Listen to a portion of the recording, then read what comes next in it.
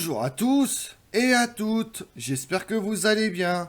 Aujourd'hui on part à la date du 24 juillet 1967.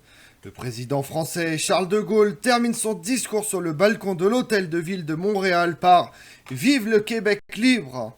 Cette extraordinaire formule a fait le tour du monde. Cet événement n'est pas l'aboutissement normal des relations entre la France et le Québec, mais se situe plutôt en rupture complète avec ceux qui ont précédé, et ce depuis la reprise des relations commerciales en 1855. Vous voulez en savoir plus sur le Québec libre? Venez avec moi. La déclaration du général de Gaulle « Vive le Québec libre » est un événement marquant de l'histoire récente du Québec. Elle est entrée dans la mémoire collective comme un symbole de la montée du nationalisme au cours des années 60 et 70. Ce discours est aujourd'hui l'objet de diverses réutilisations. Le film tourné à cette occasion permet d'immortaliser le moment. Ses principaux passages sont fréquemment diffusés dans les médias et l'extrait le plus percutant a été utilisé par un groupe musical en vue.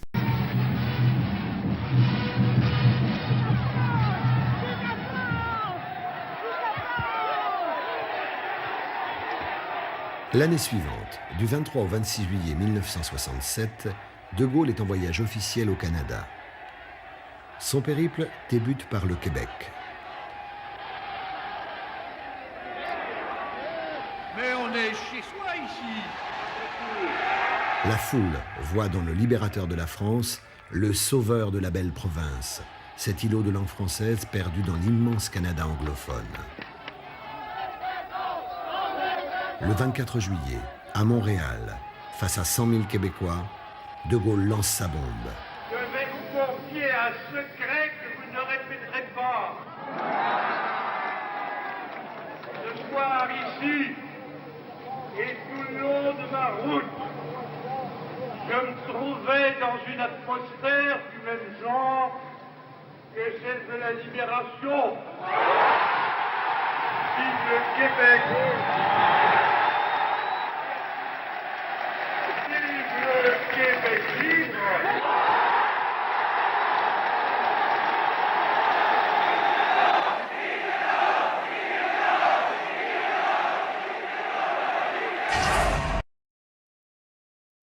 Le général de Gaulle aurait découvert l'histoire de la Nouvelle-France en 1913 dans une conférence prononcée pour ses collègues sous-lieutenants au sujet des héros qui l'inspiraient, Jeanne d'Arc, du Guesclin et Montcalm. Puis en 1937, il l'a retrouvé à l'occasion d'un devoir scolaire de son fils portant sur la perte du Canada par la France. Il a l'occasion de ranimer ses souvenirs lors des 3 voyages qu'il effectue au Canada en 1944, en 1960 et en 1967. Les 11 et 12 juillet 1944, il entreprend son premier voyage à Ottawa avant de se rendre au Québec. Il parvient au cours d'une conférence de presse à faire comprendre qu'il était profondément catholique et non un républicain athée, afin d'apaiser les élites cléricales de la province. Mais il eut peu de contact avec les habitants, très peu nombreux sur son passage.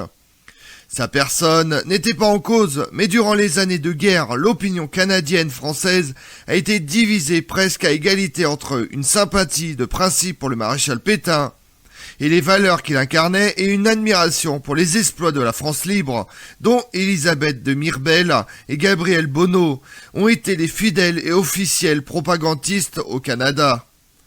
Du 18 au 21 avril 1960, Charles de Gaulle, président de la République française, se rend tour à tour à Ottawa, à Québec et à Montréal.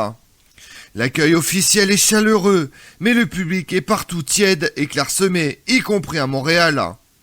Dans le premier tome des Mémoires d'espoir, De Gaulle tire des conclusions prudentes de ce premier contact.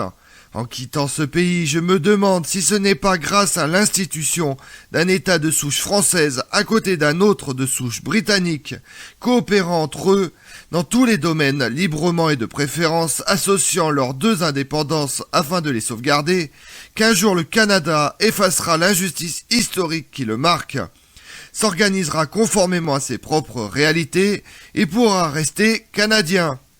Le 4 septembre 1963, la pensée de Charles de Gaulle a évolué et il précise « Nous devons avant tout établir une coopération particulière avec le Canada français et ne pas laisser noyer ce que nous faisons pour lui et avec lui dans une affaire concernant l'ensemble des deux Canadas. » D'ailleurs, le Canada français deviendra nécessairement un État et c'est dans cette perspective que nous devons agir. Il faut attendre 1967 pour que se produise la troisième visite de Charles de Gaulle. L'occasion offerte par l'exposition universelle Terre des Hommes ne présage nullement une visite politique qui romprait avec la longue tradition de prudence des visiteurs français que de nombreux chefs d'État avaient observé. Pourtant, le président français ne se place plus dans la lignée de Belvez, Drouy, de Luynes ou Fayolle, qui l'avait précédé entre 1855 et 1921, car il ne s'inquiète nullement des subtilités britanniques ou canadiennes. Les rapports de la France avec la Grande-Bretagne sont détestables, du fait que le général s'oppose à son entrée dans le marché commun, et celui-ci en est arrivé à rejeter le modèle canadien d'État fédéral, alors qu'à la fin de la Seconde Guerre mondiale, il avait été un moment séduit par son essor moderne. Comme lui, à cette époque, Pierre Mendès France, venu en visite officielle au Canada en 1954, admire le Canada. Il était un ami du Premier ministre Lester Parsons et n'a eu qu'une conversation restée protocolaire avec Maurice Duplessis. Sur ces nouvelles bases, le général de Gaulle est décidé à parler pour les Français du Canada et à répondre à un accueil que tous les observateurs annoncent très chaleureux. Cette décision est soulignée par le refus du président français d'atterrir à Ottawa pour respecter le protocole diplomatique et de choisir plutôt d'arriver sur le croiseur Colbert à Québec, où les formalités fédérales seront nécessairement réduites. Ce dispositif permet de faire la route jusqu'à Montréal par le chemin du Roi, où à chaque étape, l'accueil se fait de plus en plus enthousiaste sous le soleil de juillet, avec foule en délire, arc de triomphe dans les villages. Les discours du général s'animent au fur et à mesure qu'il progresse vers Montréal, et Charles de Gaulle laisse percer sa sympathie pour le Québec. L'accueil des Québécois est exceptionnel par sa chaleur et finalement disproportionné par rapport aux intentions officielles, qui consistent en une simple visite de l'exposition universelle. Je me trouvais dans une atmosphère du même genre que celle de la libération. Vive le Québec! Vive le Québec libre!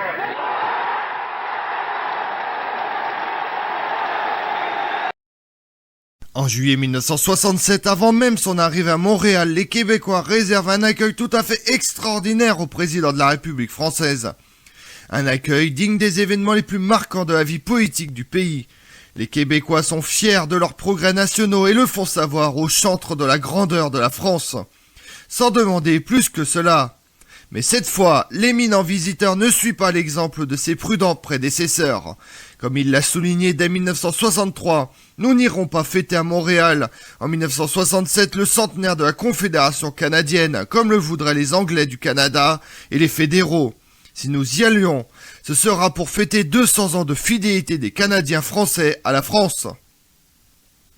Le 24 juillet, dans son discours soigneusement préparé, délivré au balcon de l'hôtel de ville de Montréal, le général exprime une émotion qui rappelle celle de son collègue Fayolle 45 ans plus tôt. Car si le président français provoque consciemment une rupture, l'accueil québécois est le même. C'est une immense émotion qui remplit mon cœur en voyant devant moi la ville de Montréal française. Au nom du vieux pays, au nom de la France, je vous salue. Je vous salue de tout mon cœur. Je vais vous confier un secret que vous ne répéterez pas. Ce soir ici, et tout le long de ma route, je me trouvais dans une atmosphère du même genre que celle de la Libération. Et tout le long de ma route, outre cela, j'ai constaté quel immense effort de progrès, de développement et par conséquent d'affranchissement vous accomplissez ici. Et c'est à Montréal qu'il faut que je le dise, parce que s'il y a au monde une ville exemplaire par ses réussites modernes, c'est la vôtre.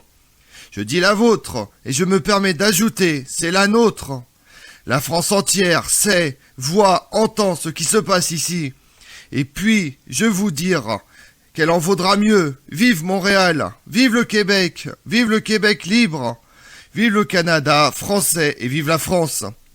La foule reste d'abord surprise devant cette déclaration inattendue du général de Gaulle, avant d'exploser en longue acclamation. Ce cri « Vive le Québec libre » était le slogan du Rassemblement pour l'indépendance nationale aérienne, dont les militants ont beaucoup fait pour soulever l'enthousiasme de la foule qui se pressait au pied de l'hôtel de ville de Montréal. Pour la première fois dans les relations entre la France et le Québec, le contact direct s'établissait entre le visiteur et ses hôtes déchaînés. À son retour de Montréal, le président expliquera son geste à son aide de camp, qui n'avait pas fait le déplacement. Ah, si vous aviez vu cet enthousiasme! Il s'attendait à un appui de la France pour les aider. J'ai donc déclenché le contact. En fait, il se peut que cela ait été un peu prématuré. Mais je suis vieux. C'était l'occasion ou jamais. Qui d'autre après moi aurait eu le culot de dire cela si je ne l'avais pas dit? Quelles étaient les intentions exactes du président français, dont on sait qu'il a préparé son intervention avec soin pendant la traversée de l'océan Atlantique et qu'il ne s'est nullement laissé emporter par l'enthousiasme ambiant. Sa formation intellectuelle a été celle d'un jeune homme catholique de bonne famille, d'avant la Première Guerre mondiale, donc encore baigné dans les certitudes du XIXe siècle. Pour lui, le Québec est une nationalité homogène, d'origine et de culture française, d'où l'appellation de Français du Canada, dont le développement naturel est l'accession au statut de nation. De Gaulle croit que son rôle est d'accélérer ce processus afin que la souche française soit renforcée. Au-delà de l'enthousiasme du moment et du mécontentement d'Ottawa, beaucoup de Québécois se sont posé des questions sur la signification du cri proféré par le général de Gaulle. Que voulait-il exactement ? Est-ce dans l'intérêt du Québec de le suivre ? Fallait-il se laisser instrumentaliser par un homme qui parlait de Français du Canada ? Quant au Premier ministre d'alors, Daniel Johnson, il a voulu freiner l'enthousiasme du général pour ne pas se laisser entraîner là où il ne voulait pas aller, du moins pas si vite. Nous sommes d'accord pour une certaine intégration du Canada français au sein de l'univers francophone. Mais monsieur le Président, il faut que ce soit réaliste. Nous avons des problèmes économiques très importants et mon premier devoir est celui de la responsabilité. En dépit de ces réticences et d'un accueil très réservé en France et dans le monde, la coopération franco-québécoise connaît à partir de 1967 une accélération remarquable. Et surtout, cette coopération ne sera pas remise en cause par aucun des gouvernements successifs de la France et du Québec. Même si certains de leurs membres avaient été très critiques à l'égard du « Vive le Québec libre », envers le Québec, Charles de Gaulle a tranché avec la timidité de ses prédécesseurs. Mais son intervention tonitruante n'a pas suffi pour que le Québec accomplisse son destin de nation indépendante, que le président français avait cru inévitable et prochain. Et pendant ce temps-là, dans le monde, le 13 janvier 1967, c'est le coup d'État au Togo par Eyad Dama. Le 21 mars, c'est le coup d'État militaire en Sierra Leone. Le 21 avril 1967, c'est la découverte des diamants au Botswana. Le 21 avril, le coup d'État militaire et la prise de pouvoir par les colonels en Grèce. Du 5 au 10 juin, c'est la guerre des 6 jours.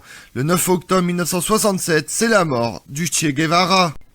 Comme on l'a vu, pour la première fois, un visiteur français décide de venger la défaite de 1763 pendant la guerre de 7 ans en faisant fi des opinions d'Ottawa, de Londres ou de Washington, qu'il irrite néanmoins.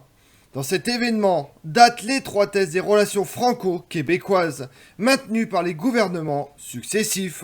Je vous remercie d'avoir suivi cette vidéo en ma compagnie. Si vous voulez connaître mes autres vidéos, retrouvez-moi chaque matin à partir de 6h45 sur ma chaîne YouTube Tout sur l'Histoire avec Damien, mais également sur les réseaux sociaux, Twitter et Instagram, Histoire Damien.